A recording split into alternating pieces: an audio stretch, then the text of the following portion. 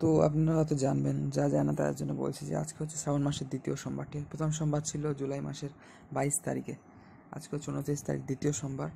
এবং তৃতীয় এবং চতুর্থ সোমবার হচ্ছে আগস্ট মাসের 5 এবং 12 তারিখ। ঠিক আছে, তো এটা আমাদের শিব ভক্তদের জন্য মানে খুব বড় একটা অনুষ্ঠান এবং প্রত্যেক শৈব তীর্থে প্রচুর পরিমাণে ভিড় হয়। ভক্তেরা জল বা পবিত্র জল নিয়ে মহাদেবের লিঙ্গে অভিষেক করায়, স্নান করায়। তো এই ক্ষেত্রে এটা একটা বড় পর্ব খুব। তো যারা জানে না তাদের জন্য ছিল এই শ্রাবণ মাসের 4টে সোমবার কি অ্যাকচুয়াল ডেটটা।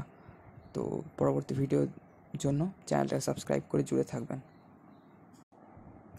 তো বন্ধুরা, আগের পর্বে আমরা আলোচনা করেছি যে উত্তরাখণ্ড রাজ্যের পবিত্র অলকানন্দার সাথে পবিত্র পঞ্চপ্রয়াগ কী কী, এবং আজকে ভিডিও আমরা আলোচনা করব যে পঞ্চ কেদার কী কী। ঠিক আছে, তো প্রথম কেদার হচ্ছে কেদারনাথ, দ্বিতীয় মধ্যমহেশ্বর বা মধ্যমহেশ্বর, তৃতীয় তুঙ্গনাথ, চতুর্থ রুদ্রনাথ এবং পঞ্চম কল্পেশ্বর। তো কোথায় ভগবান শিবের কোন অঙ্গ পড়েছিল গল্প তো আশা করি জানেন আপনারা। তো কোথায় কোন অঙ্গের পূজা হয় সেই ব্যাপারে আমরা আলোচনা করব। এবং ষষ্ঠ কেদারও মতান্তরে মানা হয় নেপালের পশুপতিনাথকে। ঠিক আছে, তো পরের পর্বে আমরা আসছি কোথায় কোন অঙ্গের পূজা হয় সেই ঘটনা নিয়ে।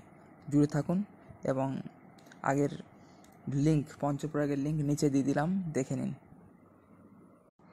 তো বন্ধুরা, পঞ্চকেদার নিয়ে তো আমরা আগের ভিডিওতে আলোচনা করেছি এবং ভারতেই 5টা কেদার, কিন্তু মনে করা হয় নেপালের পশুপতিনাথেও একটা কেদার আছে যেটা রুদ্রনাথের সাথে মিল আছে এবং মানে একই পূজা হয়, মুখের পূজা হয়। ঠিক আছে, যেমন কেদারনাথে হচ্ছে বলা হয় পিঠ এবং লেজ পড়েছিল, তো এখানে পিঠের পূজা হয়। মধ্যমহেশ্বরে বলা হয় নাভি পড়েছিল, তো নাভির পূজা হয়।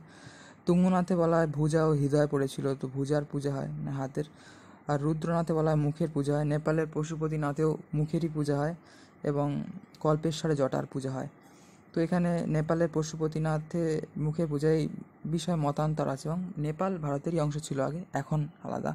ঠিক আছে, যাই হোক, এই ব্যাপারে আলোচনা করলাম এবং আগের ভিডিওতে আমরা পঞ্চকেদার নিয়ে আলোচনা করেছি, যার লিঙ্ক আমরা নিচে দিয়ে দিলাম, আপনারা দেখতে পারেন। একই ব্যাপার, এখানে আপনারা জেনে গেলেন, পিছনের ভিডিওগুলো আপনারা দেখতে পারেন, তার আগে পঞ্চপ্রয়াগ আছে, সব লিঙ্ক দিয়ে দেবো। তো বন্ধুরা, আগের ভিডিওটিতে আমরা পঞ্চকেদার এবং সেই কেদারের মানে ভগবান শিবের বৃষরূপী বা ষাঁড়রূপী শিবের কোন অঙ্গের পূজা হয় সেই সমস্ত কেদারে, সেগুলো বলেছি। নিচে আগের ভিডিওর লিঙ্কটা দিয়ে দিলাম। তো আপনারা এই ভিডিও জানতে পারবেন যে পঞ্চকেদার যাত্রা কোথা থেকে শুরু হয় এবং কত কিলোমিটার। তো ফার্স্ট কেদার হচ্ছে কেদারনাথ, যেটা গৌরীকুণ্ড থেকে 20 কিলোমিটার মতো। তারপর মধ্যমহেশ্বর রাশিগ্রাম থেকে 15 কিলোমিটার মতো, সেখান থেকে আরও 2 কিমি মতো ট্রেক করলে আর একটা ভিউ পয়েন্ট আছে। তারপর হচ্ছে তুঙ্গনাথ, যেটা চোপতা থেকে 5 কিলোমিটার মতো, তার সাথে আরও চন্দ্রকিলা 2 কিলোমিটার মতো গেলে চন্দ্রশিলা, দারুণ পিক, 360 অ্যাঙ্গেলে আপনারা দারুণ হিমালয়ান রেঞ্জ দেখতে পাবেন। তারপর হচ্ছে মানে সেগুলো হচ্ছে উখি মঠের কাছে। এবং রুদ্রনাথ হচ্ছে মণ্ডল থেকে গোপেশ্বরের কাছে, এটা সেখান থেকে হচ্ছে 25 কিমি মতো, সব থেকে কঠিন কেদার।